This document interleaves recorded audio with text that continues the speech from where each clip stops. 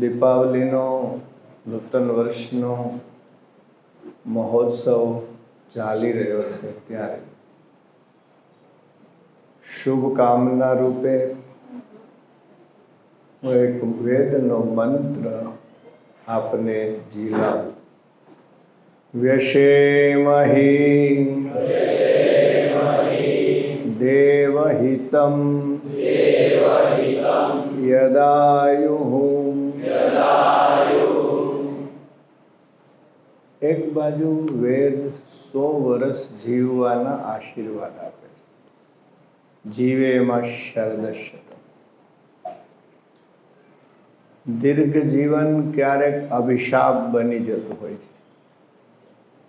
એ ન બને એટલે વેદ એવા પણ આશીર્વાદ આપે છે કે હે અમરતાના સંતાનો, 100 વર્ષ સુધી તમારે આંખોના તેજ ઝાંખા ન પડે, શ્રવણ શક્તિ ઝાંખી ન પડે, હાથ અને પગની કાર્યશક્તિ શિથિલ ન થઈ જાય, એવા 100 વર્ષ આપ જીવો. પણ વેદ એટલેથી અટકતા નથી. જીવવામાં, લાંબુ જીવવામાં સાર્થકતા નથી, સફળ જીવવામાં સાર્થકતા છે. જીવનનું સાફલ્ય શું કહેવાય? એનો મંત્ર છે વ્યશેમહી દેવહિતમ યદાયુઃ.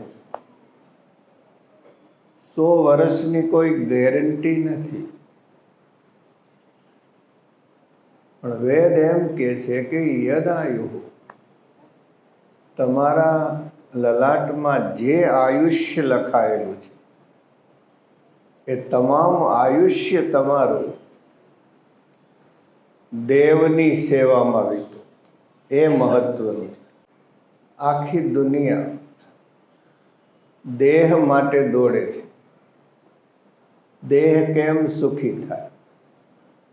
તમે તમામ ડિજિટલ સાધનોનું એનાલિસિસ કરો તો કેમ સરળતા રહે, કેમ સુખ થાય, એ માટેના બધા આવિષ્કારો છે. પણ અંદરનું ચૈતન્ય કેમ નિર્મળ થાય?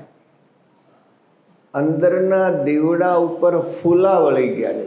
ખબર છે ને, જૂના જમાનામાં ફૂલું વળે એટલે તેજ ઝાંખું થઈ જાય.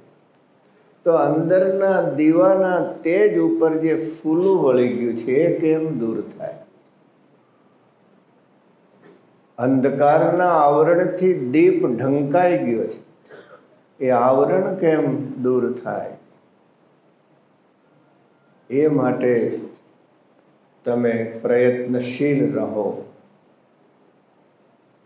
દેહ માટે નહીં, દેહમાં રહેલા દેવ માટે તમે જીવો. માત્ર ભૌતિક સમૃદ્ધિ પાછળ દોટ ના દો. તમારી આધ્યાત્મિક સમૃદ્ધિ પણ વધે એની કાળજી રાખો.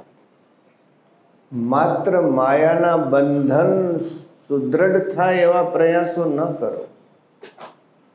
માયાના સાધનોને સરખો ઉપયોગ કરીને મુક્તિના પંથે તમે પ્રયાણ કરો.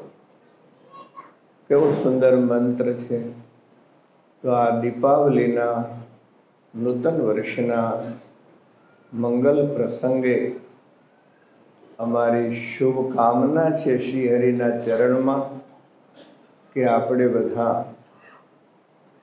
દીપાવલી મહોત્સવને ભીતરના અજવાળાને પ્રગટાવવા માટે સાધન બનાવીએ અને આવતું વર્ષ માત્ર દેહ માટે નહીં, દેવ માટે વીતે, દેવની સેવામાં વીતે એવા શુભ સંકલ્પ સાથે નવા વર્ષનું સ્વાગત કરીએ.